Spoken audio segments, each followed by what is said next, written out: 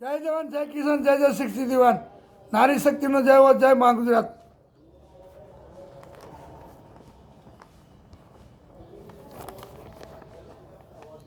જોઈ લો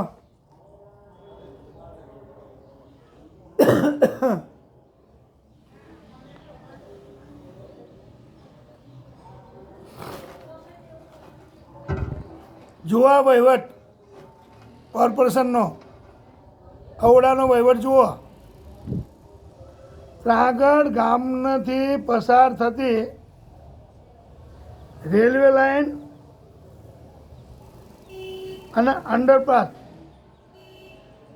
હવે ત્યાં ત્રાગડ ગામમાં પસાર થતી રેલવે લાઇન પર રેલવે અને મ્યુનિસિપાલિટીના સહયોગથી અંડરપાસ બનાવવામાં આવ્યો. હવે એની અંદર તમે જુઓ કેટલું અંધાર પડશે. આ લોકો જ્યારે પ્લાન પાસ કરતા હશે ત્યાં નહીં જોતા હોય કે આગળ સ્મશાન છે કે શું છે કે જાય એવું છે કે નહીં.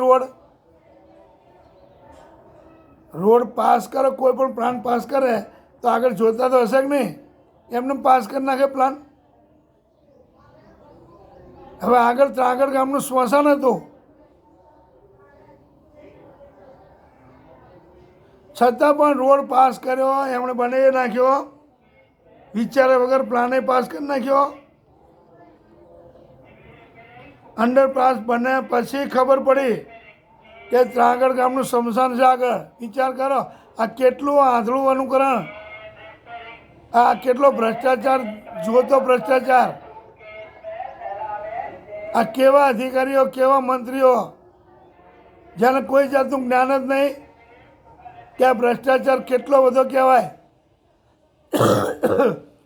આંખ બંધ કરીને પ્લાન પાસ કરી નાખ્યો, જોયું જ નહીં.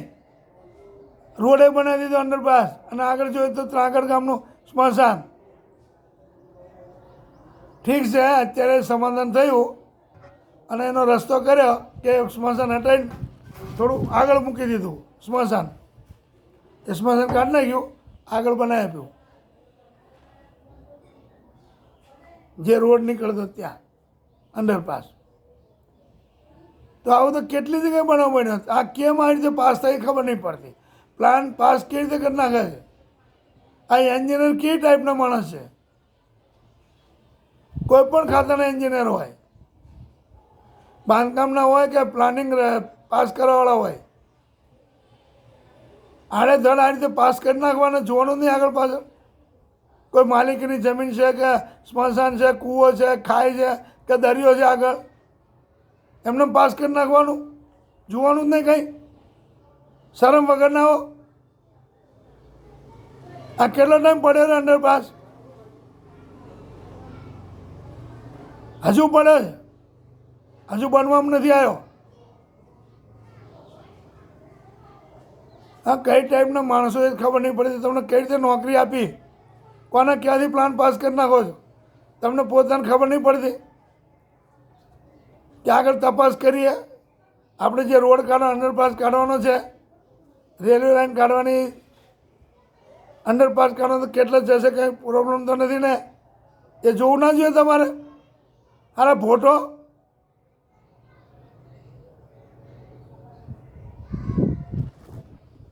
થોડીક તો જરા, હવે શું કહેવું, મારા મોઢામાં ગાળ નીકળી જશે હમણાં.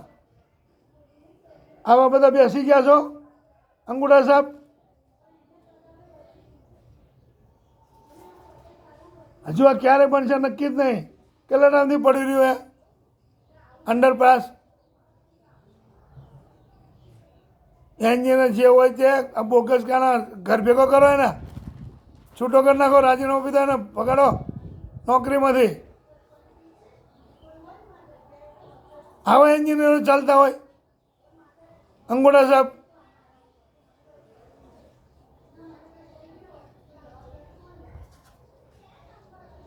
પૈસો ખોટો પબ્લિકના ટેક્સનો વેડફાય.